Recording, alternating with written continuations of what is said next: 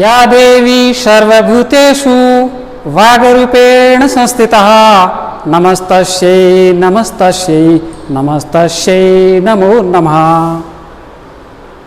हरि ओम नमो नमः। आज हम व्याकरण के सामान्य परिचय के बारे में पढ़ेंगे,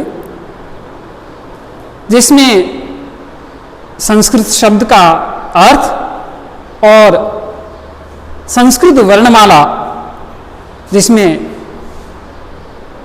भगवान महेश्वर के द्वारा प्रदत्त जो माहेश्वर सूत्र है उनके बारे में चर्चा करेंगे। साथ ही साथ उनको लिपिबद्ध करने वाले व्याकरण के प्रथम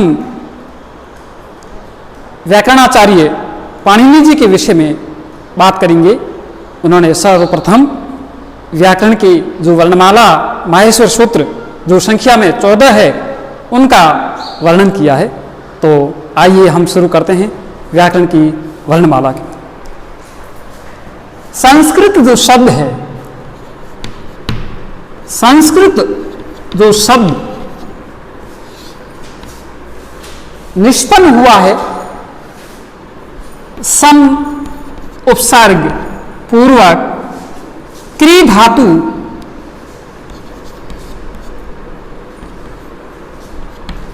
कट प्रत्यांत, बीच में एक सुट का आगम होता है।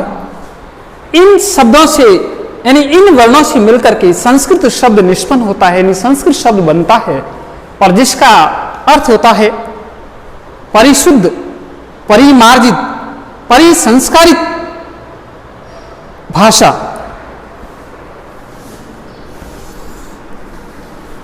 संस्कृत को देववाणी भी कहते हैं, गिरवाण वाणी भी कहते हैं, क्योंकि भगवानों के द्वारा अर्थात देवताओं के द्वारा बोली जाने के कारण इनको देववाणी कहते हैं।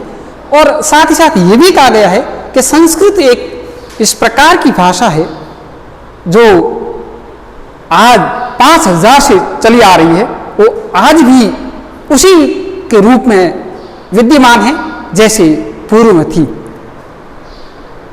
तो इसका मीनिंग भाषा के रूप में देखते हैं तो परिष्कृत, परिमार्जित,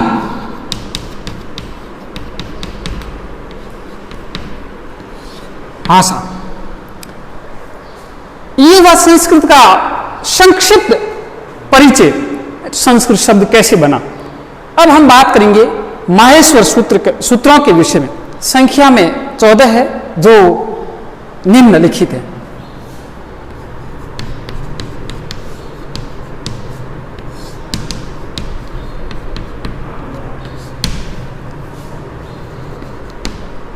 अ इ उ ण री लृ क ए अं ग ऐ औ च हय व र ट ल ण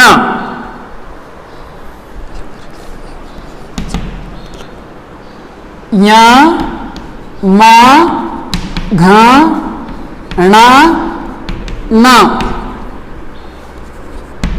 झ भ य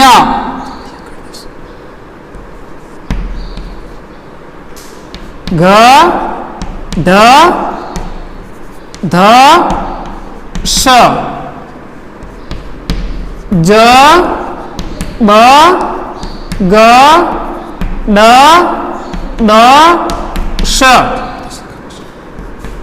ख फ छ ठ थ च ट त व क प य श श स र ह ल, यह माहेश्वर सूत्र हैं। भगवान शिव के द्वारा प्रदत्त होने के कारण इनका नाम माहेश्वर है। महेश से ही माहेश्वर बना है। ये संख्या में 14 है और इनको इसी रूप में याद करते हैं हम लोग, जैसे अ ई उ न, री ली क, ए ओं ग, ऐ औ च, हय व र ट ल ण, य म घ ण न म, झ भ य, घ ढ ध श, जब गड द श, ख फ छ ठ थ, चट त व, क प य, श स स र, हल। इन माहेश्वर सूत्रों की ये विशेषता है।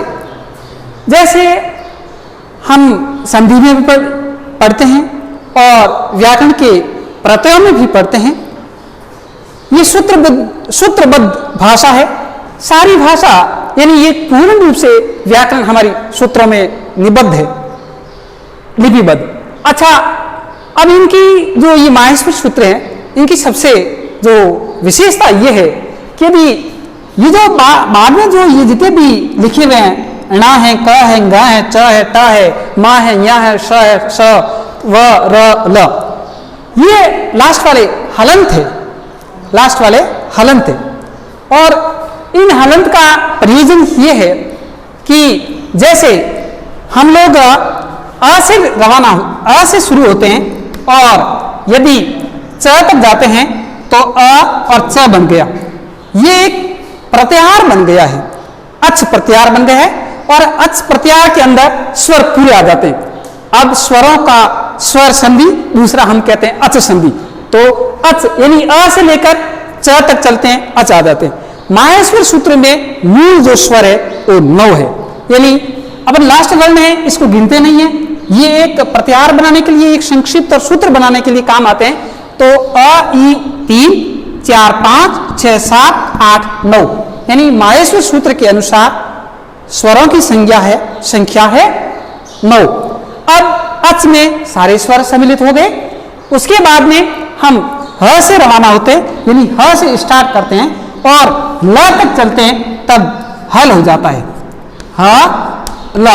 और हल का दूसरा नाम है व्यंजन, हल का दूसरा नाम व्यंजन और अच का मतलब स्वर। तो देखिए हमारी जो संस्कृत भाषा है अपने आप में अनूठी भाषा है और आज भी इसीलिए ये हमारे बीच में विद्यमान है कि ये एक सूत्रबद्ध है। अच्छा, तो फिर और का काम कहाँ आते हैं? जैसे ये सारे सूत्र वही काम आते हैं। जैसे हमने अच बनाया तो ये अच स्वर होगी, हल बनाया तो हल आ गए, और यदि अण बनाया जैसे ये फॉर्मूला बन गया अण, ठीक है। इसी प्रकार ये सूत्र बनते रहते हैं और ये सूत्र संख्या में 42 है। माहेश्वर सूत्र के अनुसार प्रत्याहार जिसको कहते हैं संक्षिप्त नाम, ये संख्या में 42 और इनको याद इसी विधि से याद करने पड़ते हैं। तो मैं सबसे पहले मेरे क्लास के यानी ये व्याकरण है और व्याकरण कक्षा 6, 7 और 8 तीनों में काम आती है। यानी ये सारे सबसे पहले हम छात्रों को यही याद करवाते हैं कि आप माहेश्वर सूत्र याद करें और इन सूत्रों को मैं पुनः दोहरान कार्य कर रहा हूं कि आप उसी विधि से याद करें जैसे मैं इसका दोहरान कर रहा हूं। दोहरान का मतलब हम संस्कृत में कहते हैं पारायण। अ ई उ ण री ली क ए औंग ऐ औ च हय व र ट ल ण यम घण नाम झ भ य घड ध श जब गड द श ख फ छ ट चट त व क प य श श र हल। इति माहेश्वराणी सूत्राणी चतुर्दश सूत्र। संख्या में कितने? 14। ये भी आप याद रखें, ठीक है। अब हम आज की क्लास यहीं विराम देते हैं।